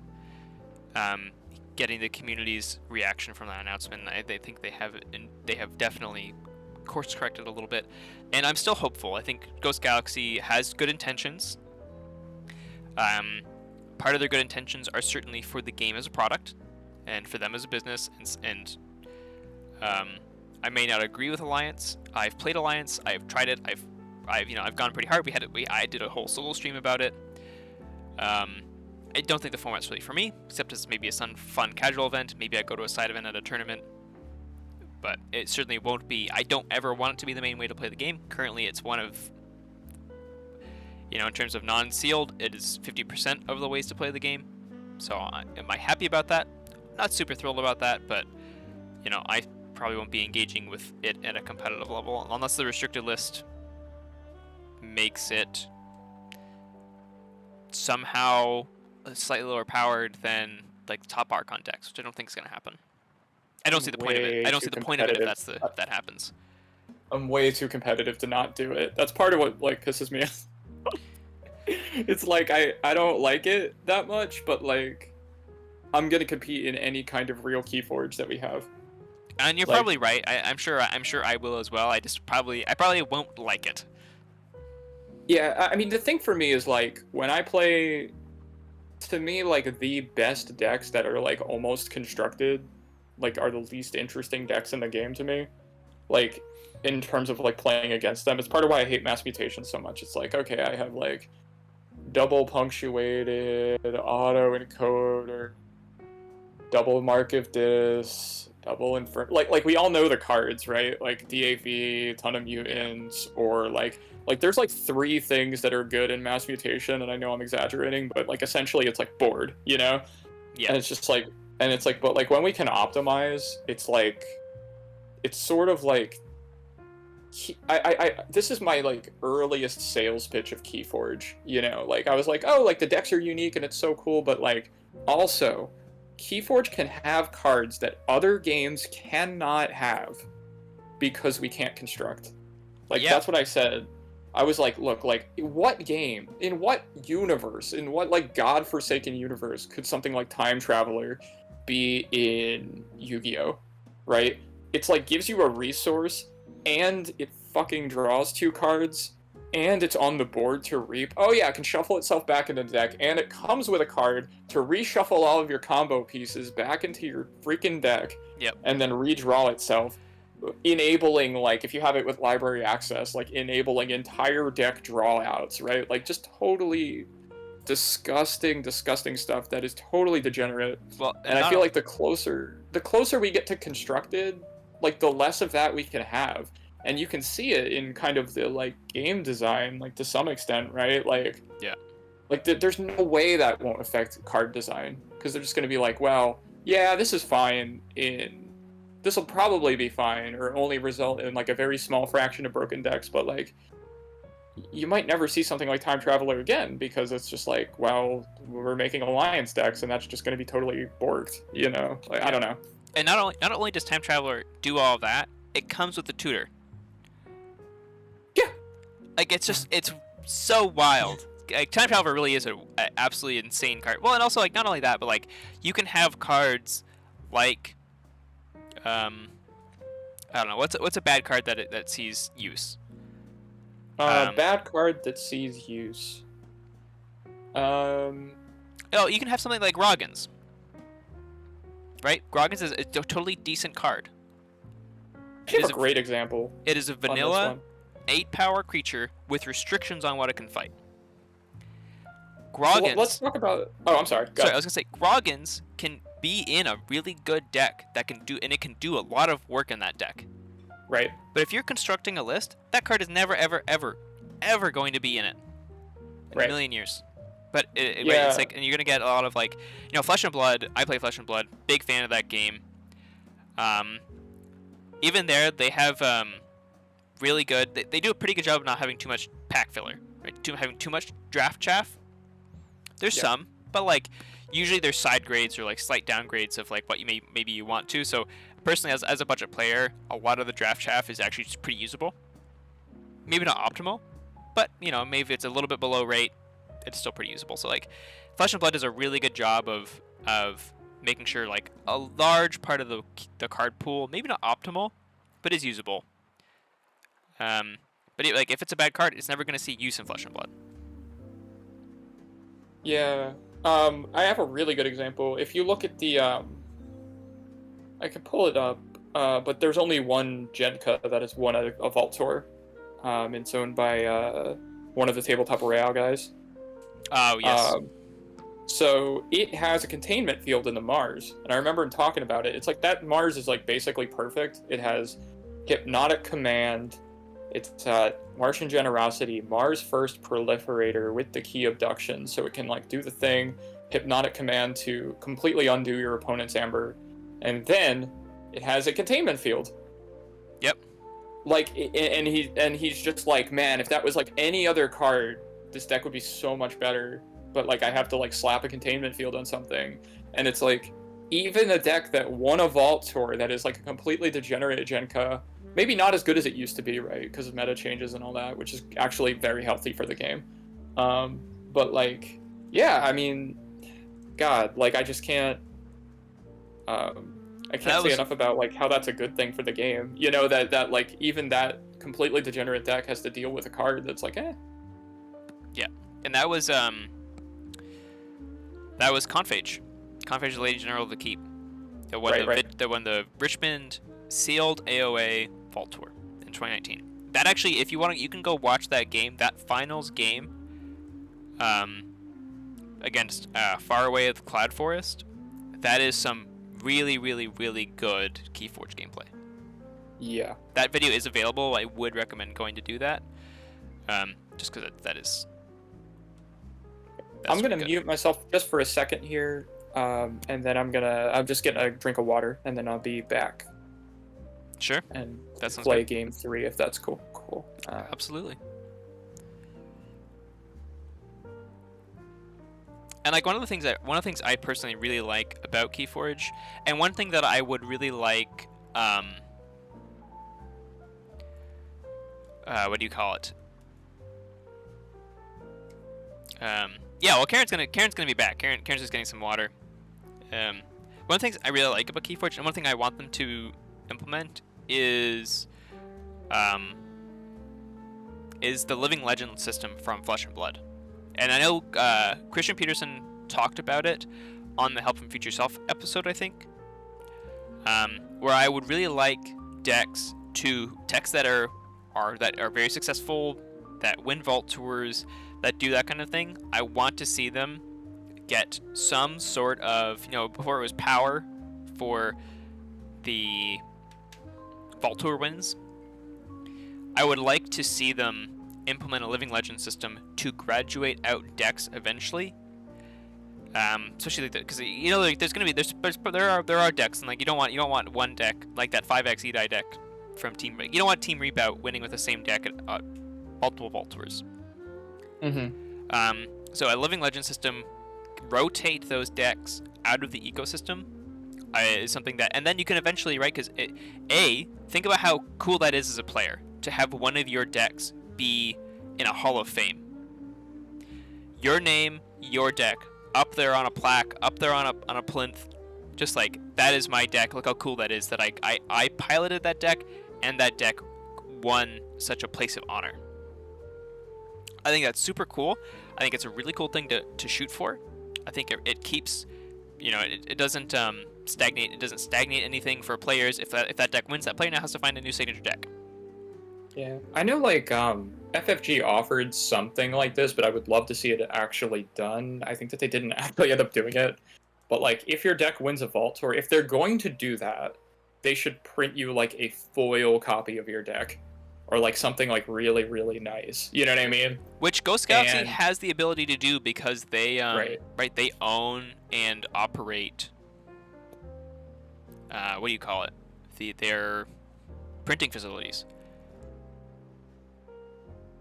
Yeah, I would love to see that, because it's like, yeah, like I talked to a player who shall remain nameless because I just don't want to like rename drop them a bit, but like they were like they didn't like the legacy system because they're like, man, it just turns like my best deck into an expensive paperweight. So like, yeah, which is a little rough, is a little rough, honestly, and I think the meta changes enough where it's actually not necessary. Like, I don't think like Galaxy Tycho is gonna go like win another Vault Tour right now. It could. But like, it's not like, oh man, I hope that doesn't get brought. Like, I mean, like, think of a single Coda deck where you're like, oh man, I hope that doesn't get brought. And it's like, probably not. Like, Mass Mutation has power crept so much. Granted, I think like power creep is like a serious, like the power creep of Mass Mutation is like actually kind of a problem. But like, but that's a story for a different day. But I don't know. It's like, show me the deck that is, like, we have one that won 2 Vault Tours, but like, other than that, I mean, like, show me the deck that it's a continued problem. Like the deck that Gasoline Maximilio, right? Like, it won 2, but like, it's still top cutting events now, but it's certainly, I don't think it's a threat to win another Vault Tour. And I'll eat my words, if he goes and does it again. But I don't think in the meta of such heavy creature spam that Gasoline Maximilio can actually like win another Vault Tour in that meta. If the meta changes, yeah, absolutely. Like, the deck has the potency. I think that's fair, and I don't think it's not necessarily right because you're future proofing. Right. Right. I don't think winning one Vault Tour should graduate a deck. What else would? 2. I mean, or like it's only happened once. because you exactly right. So if that's the only deck if that's the only if that's the only deck to have ever won two things, like I mean, you haven't had that many Vault Tours. Right. Um, and like it doesn't have to be like, and like there could be, there could be prizes for right. It doesn't have to just be penalizing, right? There can be like rewards attached to getting decks to certain like point levels. Right, if you reach so many legend points, I mean, it's the right. This is the Flesh and Blood system I'm using, right? So if you reach so many living legend points on your deck, maybe you get that foiled out deck. Right, maybe you get like a metal, like a laser inscribed metal Archon card. That would be so sick. Like just the Archon card. Can you imagine like on like really like legit like laser etched in steel your deck list of like your favorite deck? Yeah. Do you know how much I would fucking pay for that? Well, exactly. And imagine if that was a reward for getting your deck to such heights. Yeah. No, I mean it would be really something. And I think that this is the thing that I think Ghost Galaxy is missing right now. I think that they're underestimating our emotional attachment to decks in particular. I think so as well. The Keyforge is so good at, like, you have this almost like parasocial relationship with this like pile of cardboard, but the truth is it's like my favorite decks, like if I think about Quinn, which is like my go-to Archon, or like Professor Essa or something, like I know them by name, I know every single card in the list, I can remember like every big game that they've played, every mistake I've ever made in a huge tournament context, like it's all like there. Yeah. And like being like, oh, like, you know, a deck is now house pods or something, is just like, it is so antithetical to like the emotional appeal of the game to me. Well, and also like there are decks where like we literally had this interaction yesterday, Karen, last night. Yeah. You posted a game of your Newton match against Quick Draw. Yeah. All I had to know was that it was Quick Draw, and I saw the board, and I said, "Oh." Yeah. I said, "Oh, is that Guadalupe?" Right. Right. Yeah, we know each other's decks in the community. Like, it's so cool. I just from seeing the cards on the board and knowing Quick Draw was the pilot, I said, "Oh, that's gotta be Guadalupe, the periodically spiky." Yeah, Right. I'm interested in this Ambercraft project here from Ketzer. But yeah, if we can remove ourselves from the soapbox, and I know we're enjoying it up here, but let's get that game 3 chain bid situation going on. Sounds good. Game is up. Oh, cool. This has been a great match, honestly. Those first 2 games are... Who do you want to have the winner set the winner as? Well... Because we can follow, because a traditional adaptive, right? If we're going to a game 3, one deck, one both. Right. I mean, let's just randomize it. Sure. Yeah, we can do that. I don't see the game, so maybe the game has... Yeah, probably expired. Yeah. Adaptive best of 1. And I'm glad you're enjoying the listen here and the talk. It's like running podcasts. It's like how much do you talk, how much do you play, kind of thing. And like one thing I've really appreciated about streaming with Murph is he moves me more into the talking zone. Whereas like if you see my streams prior to working with Murph, it's just like me hunching over a computer, anxiously analyzing every play. Yes. Which is like. There's a place for that, but you know, it is nice to talk a bit more about, you know, thoughts and have somebody to dialogue with. You know, I think it is interesting to have that mix. Yeah, and I also think it's a lot more interesting for viewers. Like, gameplay is all.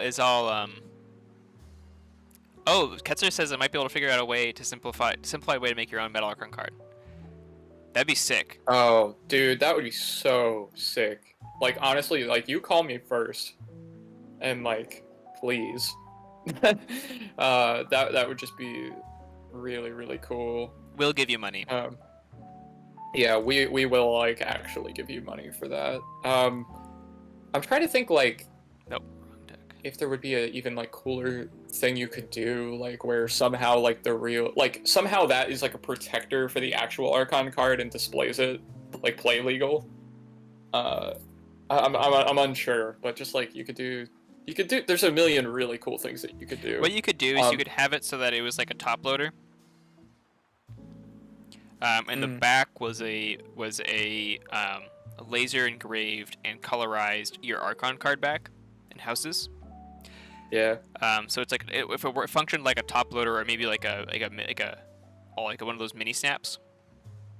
It could work like that. Yeah. Oh man, which was it? I'm trying to think.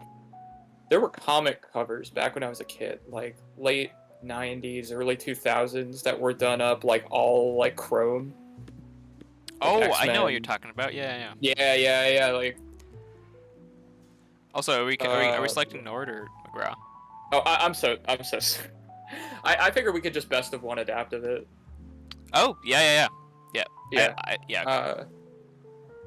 Well, Because yeah, it's not the game 3 even in an official context. Let's concentrate on this, but yeah, no. If you look into like, there's some like X-Men covers from like the early 2000s, late 90s, and they're like totally chrome. It's only one color, but they're actually like 3D indented, something like that on an Archon card to give like some texture to the Archon picture. That would be so sick. Yeah. There's a lot of cool things you could do. But no, I think I play Keyforge because of the relationship one builds with the deck. Yes. I'll bet a chain. I'll put a good old chain. I don't think chain betting personally. I don't think chain betting really matters until you get to like 4 or 5 chains. All right, Murph bid 6 chains. I'm gonna give it to you at 6. I think that's Awesome. I was actually gonna give it to you at 5, but I know you didn't want me to have it at 6. If that was your number. That's my number. Yeah, I figured if I went to 6, I'm comfortable on 6. I'm not comfortable on 7. I think if you took it at 7, I'm totally happy to give you that trade. Right. I'm happy to take it at 6. I don't want to risk giving you. I don't want to go to 7, and I don't want to risk you getting to take it at 6. Yeah, because you're like, you think that the deck wins at 6. Nord is a really tough one to chain bid. McGrath, I feel like, I guess it's because like McGrath is mine, but it feels so stable. But yeah, look, like you kind of like already undid a chain there. Yeah. I'm gonna play EMP Blast, play Mind Warper and Mind Warper. Use Squawker to get a reap out of that. Pretty good. Yeah, it's a nice turn. Call Logos. Get the Igor down. I think we take that one.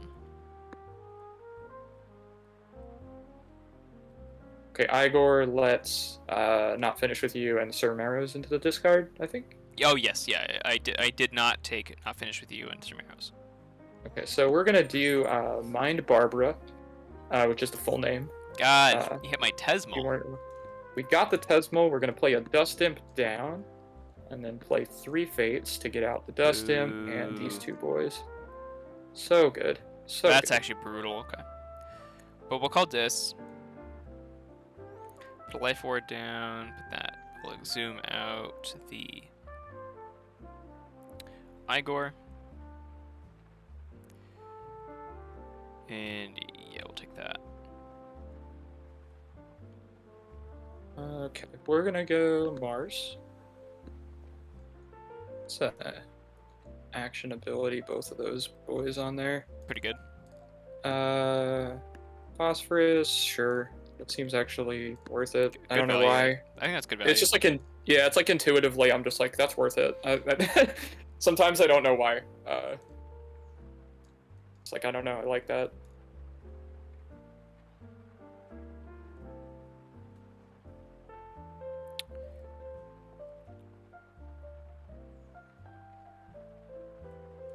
We call Logos.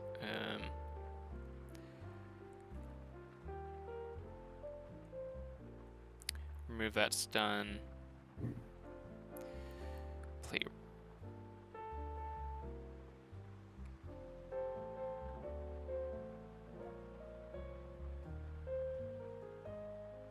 Put rocket boots on the gub. Okay. Play the helper bot. Helper boy. And play this creature on the right. Ooh, look at you. And I'm gonna crack life ward. Nice. Okay, okay. I will go Mars then. I'll slap another Amber on that Igor, because why not? I don't have any more for you to take. I will. Yeah, I wish he had man generated another. Yeah. I'll put Stealer of Souls in my archive and reap for another here. Well, we'll call. Let me just check this.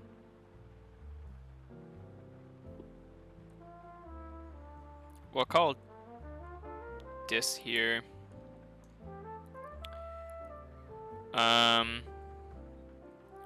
We're just gonna gub, kill one of these Mind Warpers.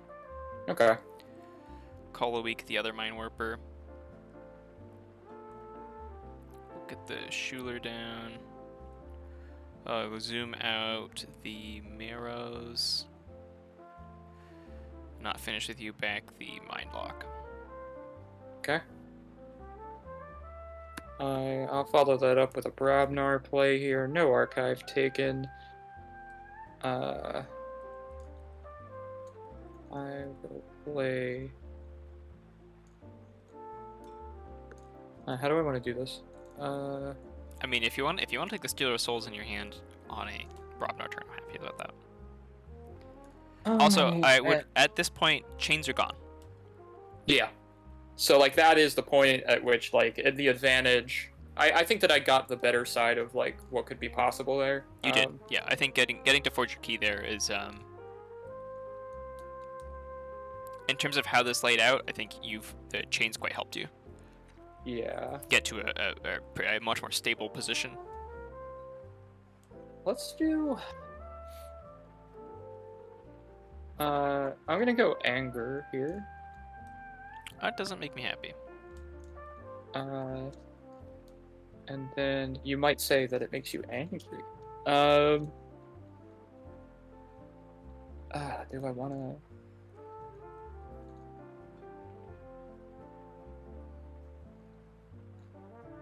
Nah. Then we play the huge boy. Oof. Okay. No loot the bodies though, so. Stun that, yeah, stun that with the tremor. Yeah, the loot the bodies with like the double dust imp is like the dirtiest thing, honestly. Like. Yeah. Okay. So we'll call Sanctum. Remove stun. Play Chow. Play Obeyed. Okay. Back the week. Nice turn. We will now play that loot the bodies. Roll the unstoppable 8 power. Too good. Too good.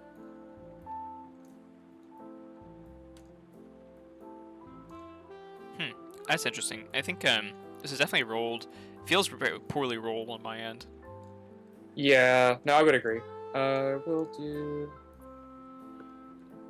Definitely wouldn't change. I certainly wouldn't change my bid. I don't think. I will play Bumpsy. Yeah, it's like slowing you down to slower card hands prevents you from boarding, which is like that's like why Nord felt so much better, because like you're putting more creatures out. Yeah. As soon as you deprive Nord that ability, then my deck becomes better because the average card quality is actually much higher, is the way that I'm viewing it. Yeah, I thought it'd probably be fine though, because I had like double exhume, opening hand, and lab works. I figured with the double exhumes, I could shed those chains boarding fairly well. Right. It's not quite how it happened, but we'll call Logos here. We're gonna cut the research, Okay. We're gonna lab work there. We're gonna get that down. We're gonna get Shark down. We're gonna hit your Troll. And we go Brabnar. We had planned for such eventualities. Mm-hmm. We're gonna play Flame Fist. Yep. Still, getting to steal 4 on a single turn with cut the research is not bad. And we got the War Drummer. Oh, good. Oh wow, with Lomir too. Awesome. Yeah. And then we got our Bumpsy. Yeah. Well, first I actually want to play the Keep. headbutt here. Yep. And then Bumpsy back down. Awesome. That's really good. So we'll call Sanctum.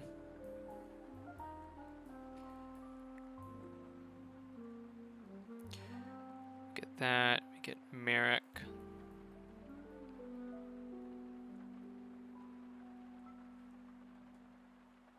Hey. And that is well, I think it's really interesting seeing the very different side here of McGraw. Yeah, no, I mean it's honestly like it's a deck that's capable of a lot, and like there's a reason I bring it. The high rolls that it is capable of are honestly pretty extraordinary. Yeah, like that right there. This Brobnar high roll is awesome. So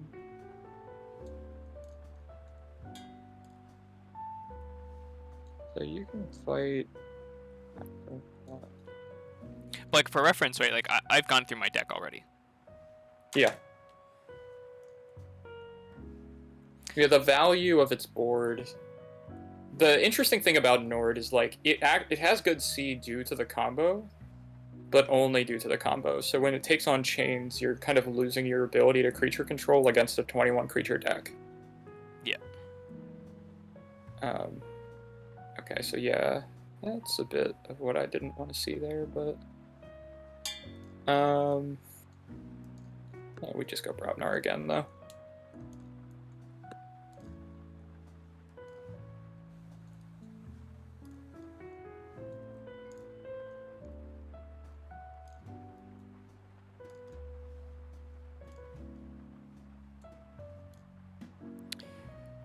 Well, here we can call. I guess we can actually call Logos.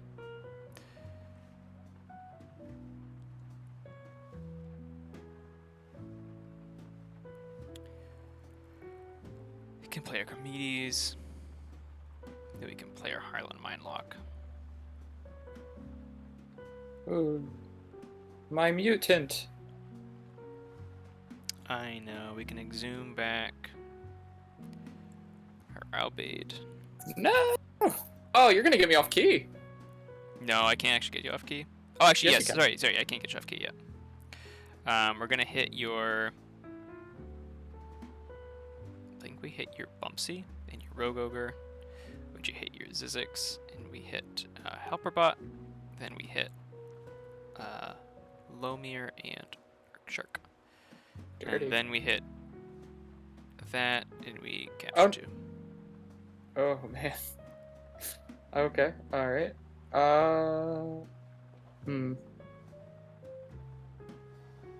So like that kind of turn is like Nord can do some really interesting lines.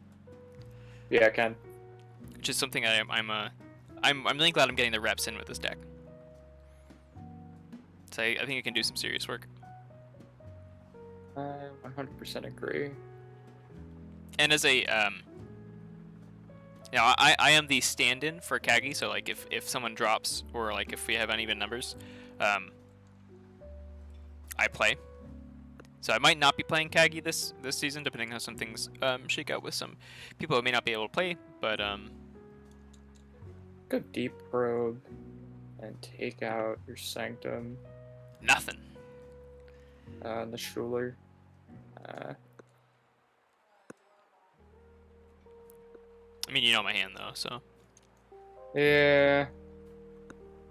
I sense some Shulin in my future. You'd be correct. Call Dis. Streak. Like we can kind of see it happening now, where you're getting more creatures than me. Yeah. And pretty valuable creatures.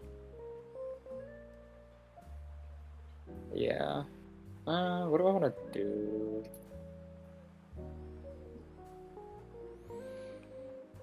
I mean, I know what you should do, but Yeah, you do. You do know what I should do. I do know what you should do. And yet you don't tell me. What kind of don't. teammate is that? Yeah, bad one. Yeah. I'm not sure why That's you right. let me on the team, to be honest. Honestly, I'm starting to second guess the invitation. You could have told me exactly what I need to do here, but instead I'm just gonna fight this out bid and check it. And you do have your cut through it, but it's very unlikely that you have a way out of that check in logos. Oh, If- that's what you think, Karen.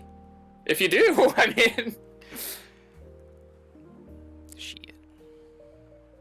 I just needed a. I needed an outbade in my hand, or an exam, Yeah. or That's what I was trying to hit with the freaking deep probe, and I was just like, oh well, alright, I don't have it yet. So I'm like, if you drew it, that's just a nightmare for me. Like that's like the worst case scenario. yeah. So we have this, right, where we can Right. do this. You can get helper bot down. And I Helper could have done bot. something else, but Shark. and then I could have done something there, Yeah. but instead I just sort of have to be sad. Oh. But GG, Well, good game. Yeah, that was a good game. Nice match. I don't think I would have changed my bid. Yeah, you would do the same bit again after seeing that? Yep. That's fascinating. I think so. Yep.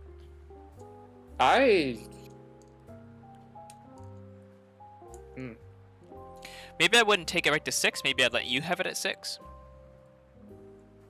My like limit was 5, and like I didn't even want it at 5. Like I wanted you to have it at 5. Interesting. I think having played Nord and this matchup, I think winning, because it's sort of like I think Nord. Obviously, Nord didn't win the first game. Right. Did win the second game, pretty heavily though.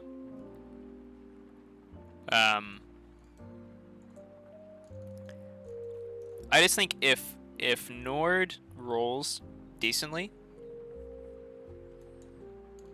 I think it has a very good shot. I think if you roll mediocrely, and Nord rolls mediocrely, even at 6 chains, Mhm. I think Nord still has a good game. Yeah. I think if Nord high rolls at 6 chains, and you average roll, Nord wins. If you high roll and Nord mediocre rolls, if you high roll, I think you win. Even if like even almost if Nord regardless. high rolls. Yeah. Like Right, yeah. regardless of chains, yeah. Yeah, I think you win regardless of chains. But I think if Nord is middling or highs and you're middling or low, I think it wins. Okay, so you just think of it as like in thirds. So you're thinking that at 6 chains, you're thinking that you have a 66% chance, basically. Yeah. I would disagree. I think that Nord at 5 cards in a hand is like significantly worse than McGraw. At 6 cards plus in hand, it becomes like a stronger deck. That's like I think fair. that the chains really, really hurt it. I could be overvaluing the Exhumes and the Igor and Helperbot. Because the Exhumes don't do anything until you have a discard, but you don't have a good discard until you've moved cards. So like the Exhumes, like I pretty much cut them out of my evaluation, right? That's fair. That's a fair point. In terms of chains. Mhm. And then if you draw them early, it's almost worse, right? Because it's like there's my combo pieces gone. Yeah. But that being said, the deck is capable of just having, like, when I opened, like, I had a great open in the game where I played Nord, and Yep, it was you just, did. like, all logos. Yep. It was like, now I can just reap. So, like, but yeah, no, the loss condition for McGraw is that you board. Yeah. Which and I think that yeah. becomes so much less likely when you have 5 cards in hand. Yeah, I know I've had this discussion I've just had this discussion on the Sanctimonious Discord a lot, but board decks are hurt by chains the most. Yeah, and that's certainly the case here. So I mean, I think with 5 cards in hand, Nord becomes like a way less functional deck. But like I haven't played it enough to know that. But that was my evaluation, where I'm like, how many turns can I have Nord like doing nothing? And my answer to that was like 3 or 4. That's a fair point. I think that's fair. Like that's kind of the way I was looking at it. But that being said, it's like it still could high roll. But yeah, no, I'm thinking like if I take 4 chains, it probably does like 2 or 3 turns of nothing, which I think I can make up for. But as soon as I get past like 2 or 3, then I'm like, oh man, what if I get control the weak? What if that huge loot the bodies thing happens? Like, yeah, I guess if those things happen, then it is GG for Nord. Yeah. Yeah. But that was a really like sick deck interaction though, which is like you had all those like small creatures that are so good, and it's like vulnerable to my big combo, but like my deck is vulnerable to that board, so it's like you almost are forced to play into my big combo, just being like, don't draw it. Exactly. Yeah. No, it is certainly it's a very interesting matchup. Yeah, no, I thought that was super cool. And I just want to thank everybody for like hopping in and watching and stuff. I thought we had a nice like interaction with the audience and stuff. Like I thought this was a really cool stream. Yeah, it was good. I think like Sunday afternoons is a good time for like viewership. I think for viewers, it's just not necessarily. Obviously, evenings are pretty good too, but like it's just not necessarily always a good time for us. Yeah, well, we'll do it when we can, or like when we're feeling it and stuff. And like we said, we're not trying to do this professionally, but our normal time is Thursdays at 7:30 New York time. So you can check that out against your kind of local listings. If you haven't followed, please do follow. That would be very, very much appreciated. Invite your friends. Like if you think these discussions were good or the gameplay was interesting, like please invite your friends in. We just need 5 more. We need 5 more followers, and then we hit affiliate, which is a goal we're both looking for. The YouTube, I've linked in the chat, the YouTube for the Cinderella Chronicles YouTube channel, and then my own YouTube channel, where some of my solo gameplay is. So go check those out for sure. Give those a follow too. Yeah, I'm gonna toss a bunch of videos on that YouTube. I was trying to like put them out on like the weekly kind of thing, but I'm just like, there's a bunch that need to go out, so you're gonna see a bunch of videos dropped on that YouTube in the next couple days. So see you there. Yeah. Yep. So make sure you follow. Hit that bell. Ding. Hit that bell. Yeah. Smash that like button. Smash that like button. Smash that subscribe button. That way we can know when those videos go up, because there's some good videos coming out. And also, my favorite video on that is the Algernon and Zeramis semifinal. Though, if you stay tuned to our YouTube, you will see that I am going to be uploading the video of McGraw going perfect 4-0 in Tesla. So that will be kind of exciting. If you enjoyed seeing that deck played, if you like that like weird old coda, that'll be coming up very, very soon on the YouTube. So, but that's it for me. You got any final notes, well wishes? Nope, I think that's it. I think Swindle Team Events 4 is starting. I know Karen and I are going to be doing some feature matches for that, so keep an eye out for those. Yes. We'll be organizing those, and if you are part of that and you've signed up, there is a post in there that should be pinned, I think, but react to that message with a dragon if you want to be featured as a featured match on stream. And we'll get that sorted, and it's going to be great stuff coming up, because the doppelganger format is a blast. So I think this week is people are getting into the groove with this week, and we will have some coverage for that. So stay tuned for that as well. Yeah, we're getting some stats back, which is really encouraging about like the functionality. Like, my biggest fear was that the doppels just wouldn't be able to win, but like in multiple rounds, like the doppels are dominating. Like, which is great. It is super cool. Yeah. It is super cool to see. But anyway, take care. Have a good night, everybody. Have a good night. Thank you all for watching. Thanks for coming out. and Karen and I will catch you next time. So after that, enjoy, play some Keyforge. You know, Alliance is available on TCO, so you can always go check that out. Go watch our YouTube videos. Go support all of the Keyforge content creators you can, because they're all great people and they all deserve it. So, have a good night, everyone. And Good night. We'll see you next time.